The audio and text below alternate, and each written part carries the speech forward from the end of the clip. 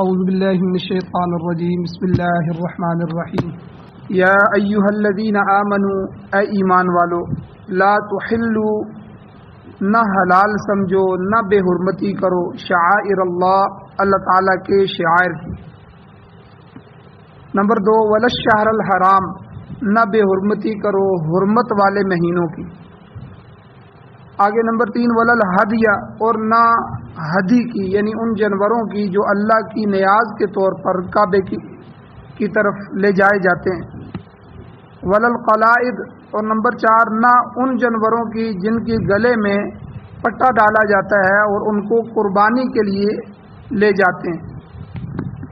ولا آمین البیت الحرام اور نمبر 5 نہ ان لوگوں کی بے حرمتی کرو جو بیت الحرام بیت اللہ کی طرف جانے کا قصد کرتے ہیں، ارادہ کرتے ہیں، کیونکہ یبتغون فضلا من ربہم ورضوانا وہ لوگ تلاش کرتے ہیں اپنے رب کا فضل اور اس کی خوشنودی۔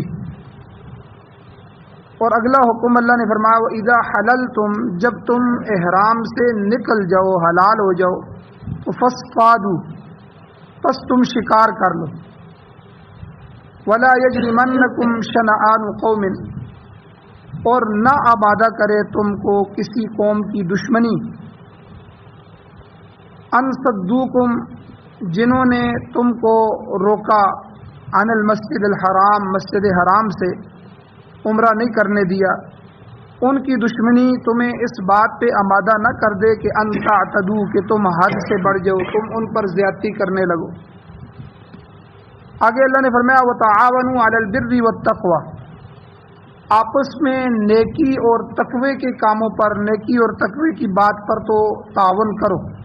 ولا تعاونوا علی الاثم والعدوان لیکن آپس میں گناہ اور زیادتی کی بات پر ایک دوسرے کے ساتھ تعاون نہ کرو۔ واتقوا اللہ اللہ سے ڈرو، ان اللہ شدید العقاب بے شک اللہ تعالی سخت عذاب والا ہے، سخت پکڑنے والا ہے۔ سورۃ المائدہ کی آیت نمبر 2 آپ کے سامنے تلاوت ہوئی ہے، آپ نے اس کا ترجمہ سماعت فرمایا۔ اس آیت کے 2 درس پیچھے گزر چکے ہیں، آج اس آیت کا تیسرا درس۔ پچھلے درسوں کا خلاصہ یہ ہے کہ اللہ تعالیٰ نے چند چیزوں کی بے حرمتی سے منع فرمایا۔ سب سے پہلے لا تحلوا شعائر اللہ اے ایمان والو اللہ کے شعائر کی تعظیم کرو، ان کی بے حرمتی نہ کرو۔ اس میں پیچھے گزر چکا ہے کہ ہر وہ چیز جو اللہ کی عظمت اور اللہ کے معبودیت کا نشان ہے ان کی بے حرمتی نہ کرو، جس میں بیت اللہ ہے، قرآن مجید ہے، اور اسی طرح جو ہے نماز کا حکم ہے اور حضور علیہ السلام کی ذات مبارکہ ہے، تو یہ ساری چیزیں شعائر اللہ میں آ جاتی ہیں۔ اسی طرح صفا مروہ ہے، مینا ہے، جمرات ہیں، قربانی ہے، احرام ہے، اذان ہے، اور تمام تقریباً احکام شریعت جو ہیں ان کی توہین نہ کرو۔ اور اسی طرح دوسرا حکم اللہ نے فرمایا ولا الشہر الحرام حرمت والے جو مہینے ہیں ان کی بھی توہین نہ کرو، ان کا ادب کرو۔ تو یہ حرمت والے 12 مہینوں میں سے 4 مہینے ہیں، رجب ہے اور اس کے بعد ذوالقعدہ، ذی الحج اور محرم، یہ 4 مہینے حرمت والے ہیں۔ اور پرانے زمانے میں مشرکین مکہ کے زمانے میں بھی ان کو حرمت والا سمجھا جاتا تھا، اور اس میں وہ کسی سے تعرض اور چھیڑ چھاڑ نہیں کرتے تھے، بلکہ اگر جنگ لگی ہوئی ہو تو ان مہینوں میں اپنے اسلحے اتار دیتے تھے اور جنگ سے رک جاتے تھے کہ بھائی حرمت والے مہینے شروع ہو گئے۔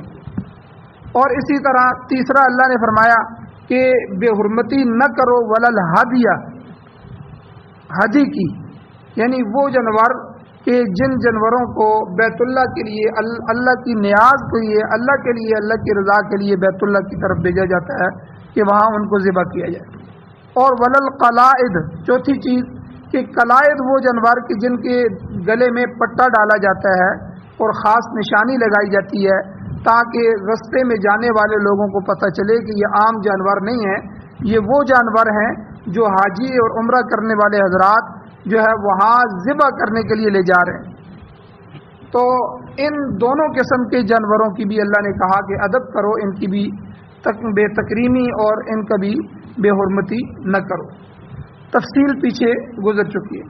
پانچویں چیز کل ذکر ہوئی ولا آمین البیت الحرام، جو لوگ بیت اللہ کی طرف جانے کا قصد کرتے ہیں، وہاں جانے کا ارادہ کر رہے ہیں، حج کے لیے جائیں یا عمرے کے لیے جا رہے ہیں، تو ان لوگوں کو بھی، یہ اللہ کے ضیوف اللہ، اللہ کے مہمان ہیں، ایسے لوگوں سے بھی تعرض اور چھیڑ چھاڑ نہ کرو، ان سے بھی لڑائی بڑھائی نہ کرو۔ آگے اللہ نے کل ذکر فرمایا تھا میں نے کہ اللہ کہتے ہیں کیوں کہ یہ لوگ یبتغون فضلا من ربہم ورضوانا، اپنے رب کا فضل اور خوشنودی کی تلاش کے لیے جاتے ہیں۔ اب دیکھیں اتنی رقم لگا کے، جس طرح آج کل جو ہے 12-13 لاکھ روپیہ لگا کے حج کے لیے کون بندہ کس لیے جاتا ہے؟ اتنے دور کا سفر کیوں کرتا ہے؟ اتنی مشقت کیوں اٹھاتا ہے؟ کہ اللہ راضی ہو جائے، اللہ کا فرض پورا ہو جائے، جو اللہ نے ہمارے ذمے کیا وہ ذمہ پورا ہو جائے، ذمہ داری پوری ہو جائے۔ یبتغون فضلا، اللہ کا فضل تلاش کرنے کے لیے حاجی جاتے ہیں، ورضوانا، اللہ کی خوشنودی کے لیے، اللہ راضی ہو جائے۔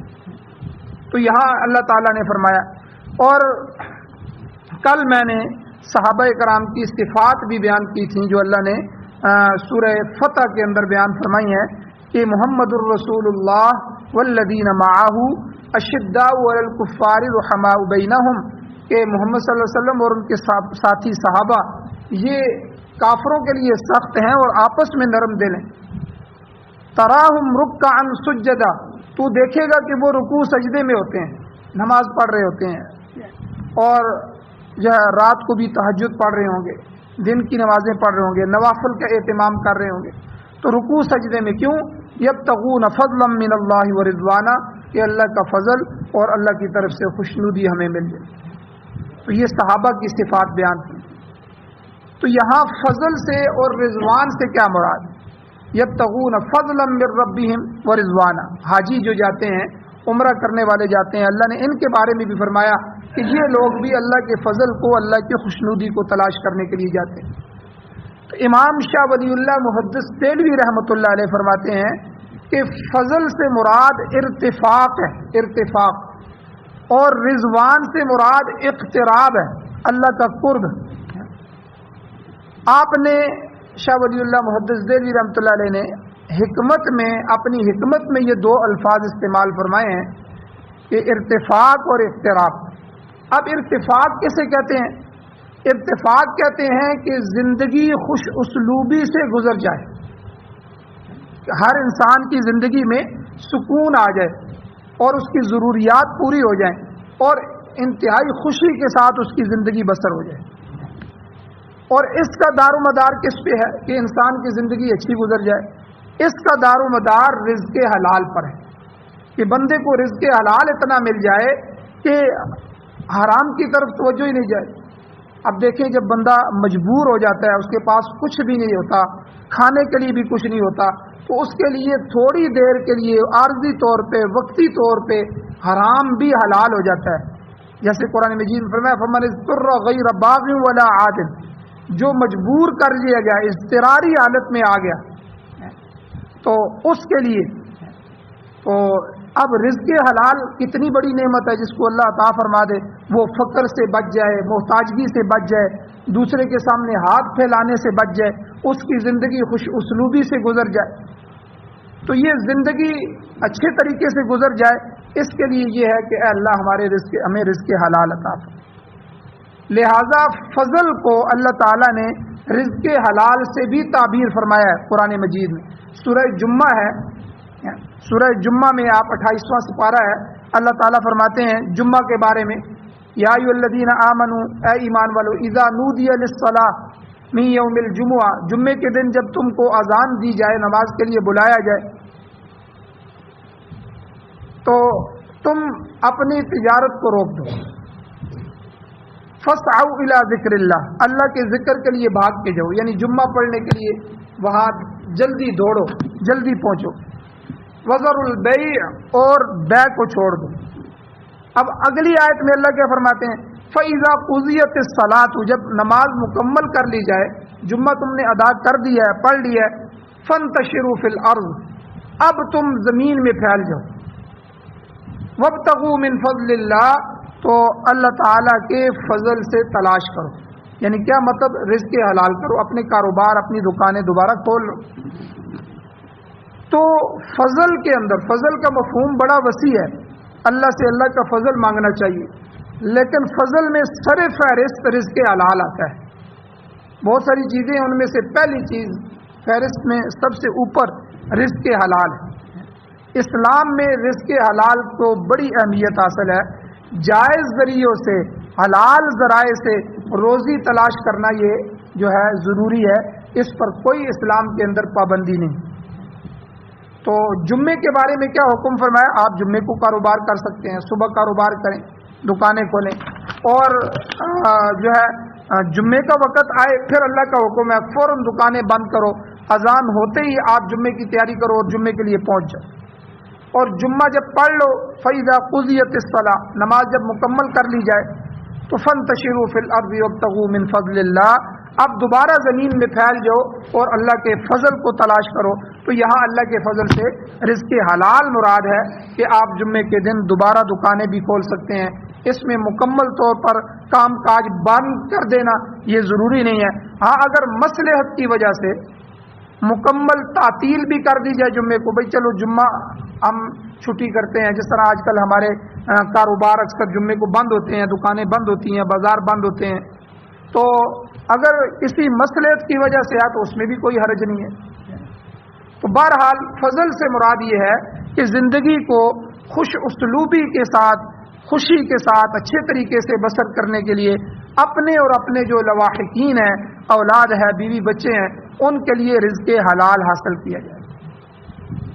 اور اسی طرح رضوانہ، یبتغون من فضل ربہم رضوانہ، رضوان کا معنی شاہ ولی اللہ محدث دہلوی رحمۃ اللہ علیہ اقتراب کرتے ہیں۔ اقتراب کہتے ہیں اللہ کا قرب حاصل ہو جائے۔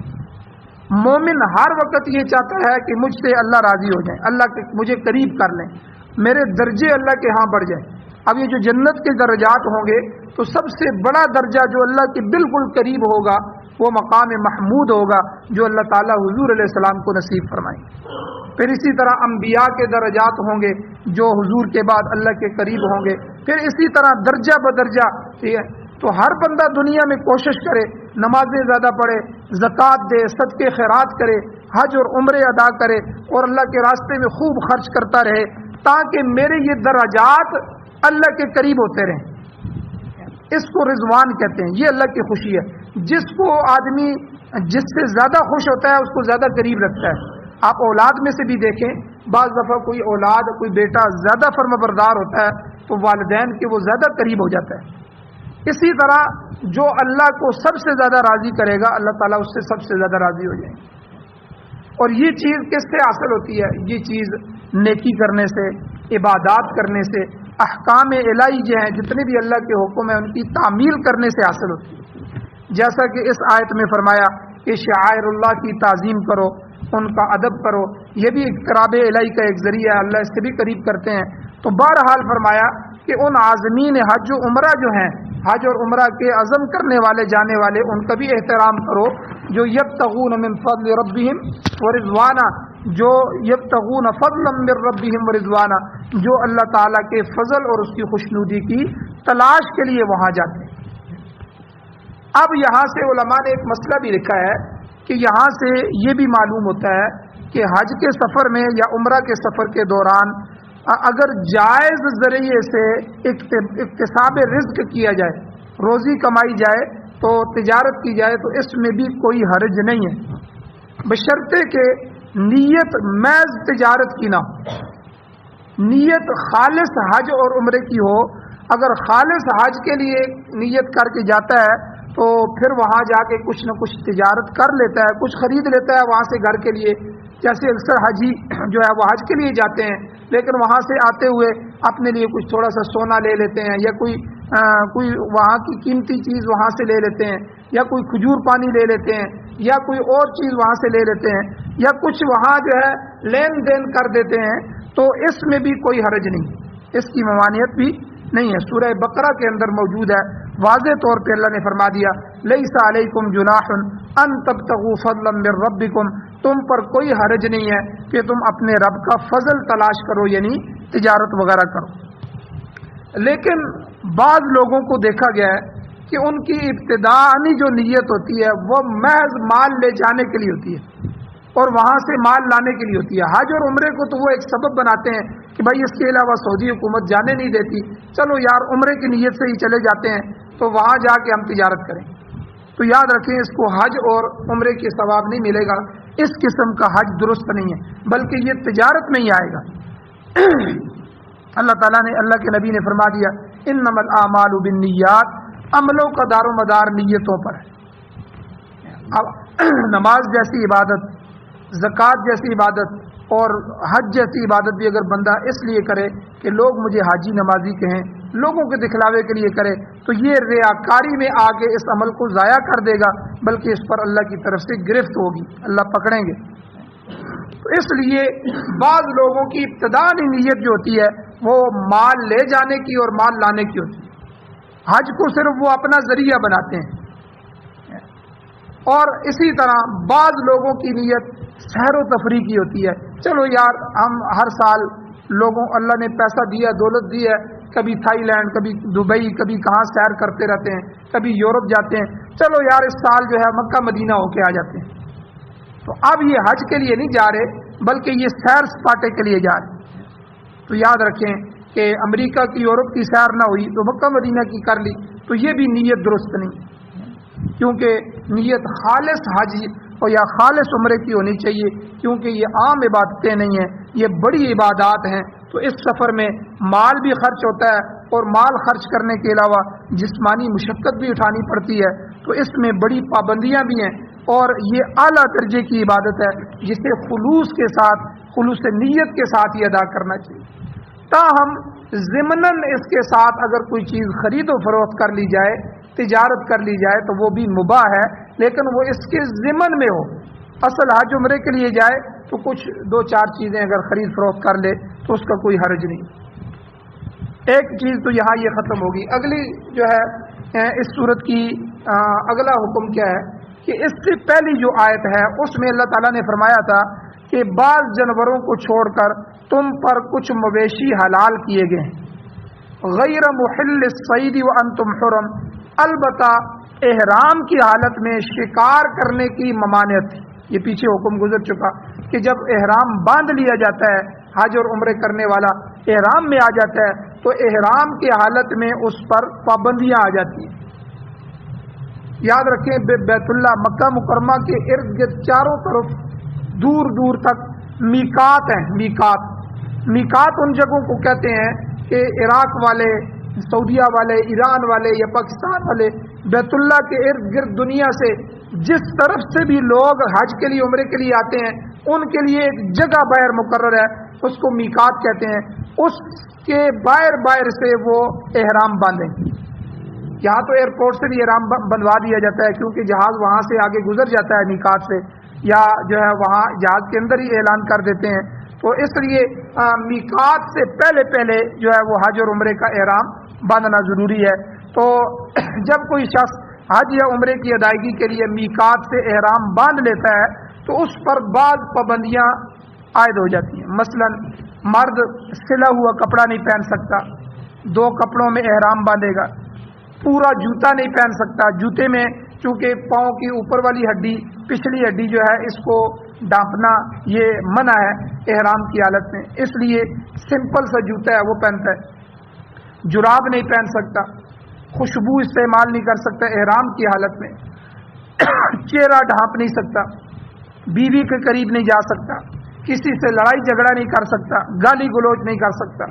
اسی طرح احرام کی حالت میں خشکی کا شکار نہیں کر سکتا, حتیٰ کہ کسی جاندار کو ایذا نہیں پہنچا سکتا. تو یہ ساری عارضی پابندیاں ہیں جو احرام تک ہیں. احرام کھل جائے گا, عمرہ ادا کر لیا, حج مکمل ہو گیا, احرام کھل گیا, احرام کھلنے کے ساتھ ہی یہ پابندیاں بھی ختم ہو جاتی ہیں. جیسے میں نے پہلے بھی ذکر کیا تھا, جس طرح ہم تکبیر تحریمہ کہہ کے نماز شروع کرتے ہیں اللہ اکبر, تو سلام پھیرنے تک جو عارضی پابندیاں ہوتی ہیں کہ نماز کے دوران کھانا نہیں ہے, نماز کے دوران کوئی چیز پی نہیں سکتے, نماز کے دوران گفتگو نہیں کر سکتے, بات چیت نہیں کر سکتے, تو یہ عارضی پابندیاں سلام پھیرنے تک ہوتی ہیں. جو ہی بندے کی نماز مکمل ہوئی تو اب یہ پابندیاں ختم ہو گئی ہیں, اب بات چیت بھی کر سکتے ہیں, آپ جو ہے کھا پی بھی سکتے ہیں، کچھ بھی ہو سکتا ہے. تو احرام کی بھی اپنی پابندیاں. تو یہاں اللہ نے اس کے متعلق حکم فرمایا وَإِذَا حَلَلْتُمْ فَاصْطَادُوا، جب تم حلال ہو جاؤ یعنی احرام کھول دو تو اب تمہیں شکار کی اجازت ہے.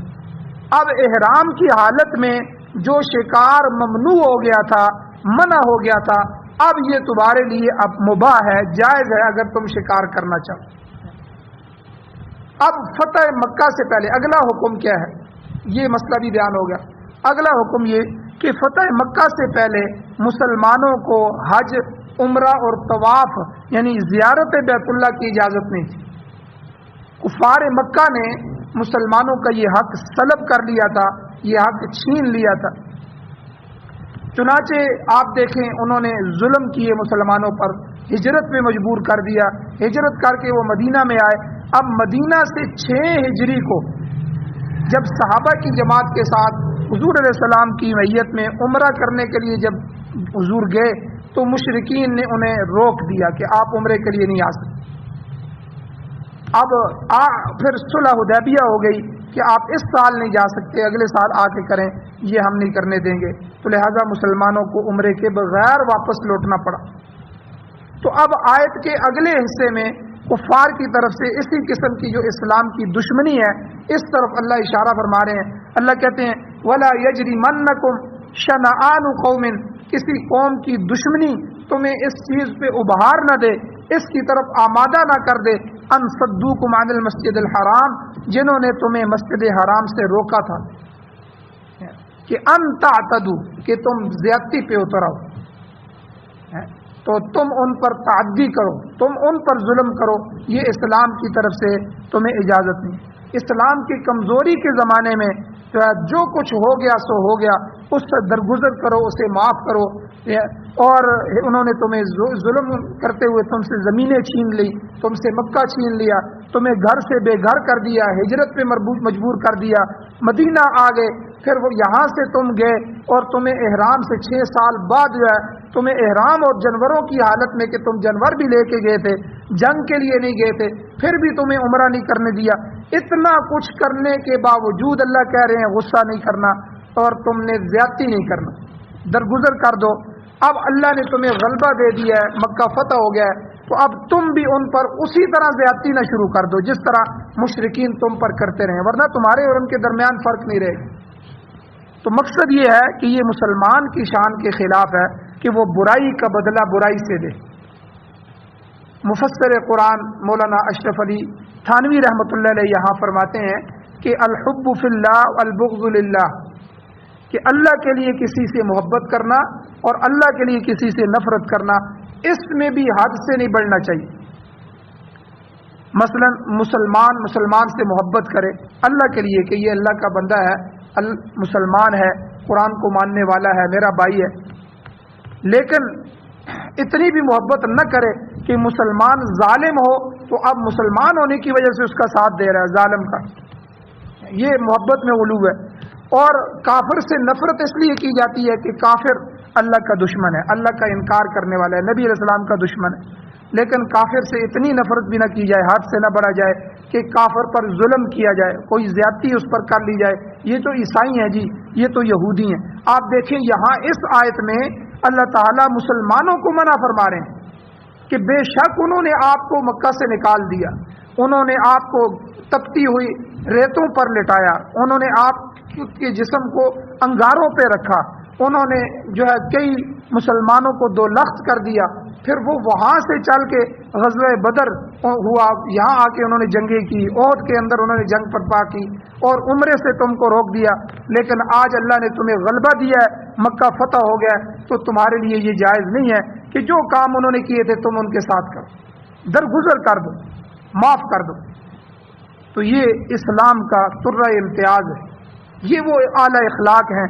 اب حضور علیہ السلام جب مکہ فتح ہوا تو حضور اونٹنی کے اندر جھک کے، اونٹنی پر بیٹھے ہوئے تھے، نیچے جھک کے عاجزی، اور فرمایا آج سب کو معافی ہے، لا تثریب علیکم اليوم، آج کے دن تمہارے اوپر کوئی پکڑ نہیں ہے، بلکہ جو اسلام کے سخت ترین دشمن تھے اس وقت حضرت ابو سفیان رضی اللہ تعالیٰ عنہ مسلمان نہیں ہوتے، فرمایا جو ابو سفیان کے گھر میں پناہ لے گا اس کے لیے بھی آج پناہ ہے، جو بیت اللہ میں جا کے چھپ جائے گا وہاں پناہ لے گا اس کے لیے بھی پناہ ہے، جو اپنے گھروں کے دروازے بند کر دے گا آج ہم سے لڑائی نہیں کرے گا اس کے لیے بھی پناہ۔ آج کسی کو کچھ نہیں کہا جائے، اتنی بڑے دل کے ساتھ۔ حالانکہ آج دیکھیں ہمارا کیا ہے کہ آج ہمارے معاشرے میں ہم تو چھوٹی سی بات پہ جو ہے وہ قتل کرنے کے لیے بھی تیار ہو جاتے ہیں۔ کسی نے جو ہے کسی مجلس میں ہماری طرف توجہ نہیں کی تو ساری زندگی ہم اس سے بولنا چھوڑ دیتے ہیں، تو یہ اسلام کی تعلیم نہیں۔ تو یہاں اللہ نے فرمایا وَلَا يَجْرِمَنَّكُمْ شَنَآنُ قَوْمٍ، کسی قوم کی دشمنی تمہیں اس پر آمادہ نہ کرے کہ ان صدوکم عن المسجد الحرام، انہوں نے تمہیں مسجد حرام سے بھی روکا تھا، کہ ان تعتدوا، کہ اس کے بدلے میں تم ان پر زیادتی کرو، یہ تمہیں جو اجازت نہیں۔ آگے اللہ تعالیٰ نے آخری بات یہ فرمائی کہ وَتَعَاوَنُوا عَلَى الْبِرِّ وَالتَّقْوَى، نیکی اور تقوی کے کاموں میں ایک دوسرے کے ساتھ مدد کرو، تعاون کرو۔ وَلَا تَعَاوَنُوا عَلَى الْإِثْمِ وَالْعُدْوَانِ، گناہ اور زیادتی کے کاموں میں ایک دوسرے کے ساتھ تعاون نہ کرو، یعنی اچھائی سے تعاون ہو اور برائی سے عدم تعاون ہو۔ برا ہے چاہے میرا بھائی ظالم ہے، میرا بھائی، میرا والد، کوئی بھی قریبی رشتہ دار، دوست بھی اگر ظلم کر رہا ہے کہ بھائی میرا آپ کے ساتھ کوئی تعاون نہیں ہے، آپ یہ اچھا نہیں کر رہے، برائی کے ساتھ کسی قسم کا تعاون نہ، اچھائی کے ساتھ جو ہے تعاون ہو۔ یہ ایک اہم اصول ہے جو اللہ نے اس آیت میں بیان فرما دیا۔ یہ قرآن اور اسلام کا موضوع ہے کہ اقوام عالم میں، پوری دنیا کی قوموں میں جہاں بھی کوئی مسلمان موجود ہے، نیکی میں اس کے لیے دست تعاون بڑھایا جائے، جو ہے اس میں اس کی مدد کی جائے۔ مگر اس زمانے میں اسی چیز کا فقدان اور کمی ہے۔ اب نیکی کی بجائے برائی کے کام میں تعاون کیا جاتا ہے۔ سلام اس کو کیا جاتا ہے جس کو ہم پہچانتے ہیں، جو ہمیں سلام کرتا ہے، دعوت اس کی جاتی ہے جو ہماری دعوت کرتا ہے، حتیٰ کہ جنازے بھی ان کے پڑھے جاتے ہیں جو ہمارے جنازوں میں آتے ہیں۔ اب تو مسلمانی کے لیے، اسلام کے لیے اور اللہ کی رضا کے لیے تو کوئی عمل تقریباً باقی نہیں رہا، اور اب نیکی کی بجائے برائی کے کام میں تعاون کیا جاتا ہے۔ اب موضوع ہی بدل گیا ہے، تو ظاہر بات ہے جب موضوع بدل گیا ہے تو اس کے نتائج بھی ہم دیکھ رہے ہیں، نتائج بھی ایسے ہی نکلیں گے۔ تو اب نیکی کے بجائے نقصان پہنچایا جاتا ہے، یا کسی کے ساتھ کوئی نیکی کر رہا ہے اس کے ساتھ بجائے نیکی میں مدد کرنے کے حسد میں مبتلا ہو جاتے ہیں، جلنا شروع ہو جاتے ہیں کہ اب یہ نیکی کر رہا ہے، یہ آگے بڑھ رہا ہے، یہ کیوں بڑھ رہا ہے۔ تو شیخ عبد القادر جیلانی رحمۃ اللہ علیہ فرماتے ہیں کہ عدل و انصاف یہ تقوی کی روح ہے اور مومنوں کا عالمی پروگرام ہے، عدل و انصاف۔ اللہ تعالیٰ کا بھی یہی حکم ہے، قرآن مجید میں اللہ فرماتے ہیں ان اللہ یأمر بالعدل والاحسان، اللہ تعالیٰ تمہیں حکم دیتے ہیں عدل و انصاف پر قائم رہو، احسان کرو۔ مگر اب انصاف کی جگہ ظلم نے لے لی، ہر دوسرا آدمی جو ہے وہ دوسرے پر ظلم کر رہا ہے۔ اس لیے قرآن پاک نے اس مقام پر ہمیں یاد دلایا ہے کہ نیکی اور تقوی کے معاملات میں تعاون کرو، اور برائی، چاہے وہ برائی عقیدے کی ہو یا عمل کی برائی ہو، کوئی عمل برا کر رہا ہو یا عقیدہ اس کا توحید کے خلاف ہو، برائی میں ہو، تو اس کے ساتھ ہرگز تعاون نہ کرو۔ آخری جملہ اللہ نے فرمایا واتقوا اللہ، اللہ سے ڈر جاؤ۔ اللہ نے ایفائے عہد کا تمہیں حکم دیا پیچھے کہ عہد پورا کرو، اس کو پورا کرو، اس کی خلاف ورزی کرو گے تو یاد رکھو ان اللہ شدید العقاب، بے شک اللہ تعالیٰ سخت عذاب والا ہے۔ جب وہ مجرموں کی گرفت کرے گا تو پھر ان کو چھوڑے گا نہیں، اس کی پکڑ بڑی سخت ہے۔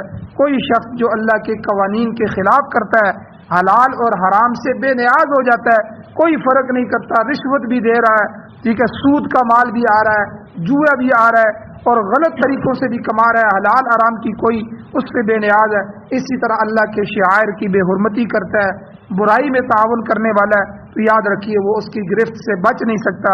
اس لیے اللہ نے آخری حکم دیا واتقوا اللہ، اللہ سے ڈر جاؤ، تقوی اختیار کرو۔ اللہ تعالیٰ سے دعا ہے اللہ ہمیں عمل کی توفیق عطا فرمائے، آمین۔ الحمدللہ رب العالمین، والعاقبۃ للمتقین، والصلاۃ والسلام علی رسولہ النبی الامی الکریم۔ یا اللہ ہماری کمیوں کوتاہیوں کو معاف فرمائیے، درگزر فرمائیے، صغیرہ کبیرہ گناہوں کو معاف فرمائیے۔ یا اللہ ہمیں قرآن مجید پڑھنے پڑھانے سننے سنانے اس پر عمل کرنے کی توفیق عطا فرمائیے. یا اللہ قرآن و سنت کا نظام نصیب فرمائیے. امارت اسلامیہ خلافت راشدہ نصیب فرمائیے. بیماروں کو شفا عطا فرمائیے. پریشان حالوں کی مدد فرمائیے. جو حضرات ایمان کی حالت سے اس دنیا سے جا چکے ہیں ان کی بخشش فرمائیے. صلی اللہ تعالی علی خیر خلقہ محمد و آلہ و اصحابہ اجمعین برحمتک یا ارحم الراحمین.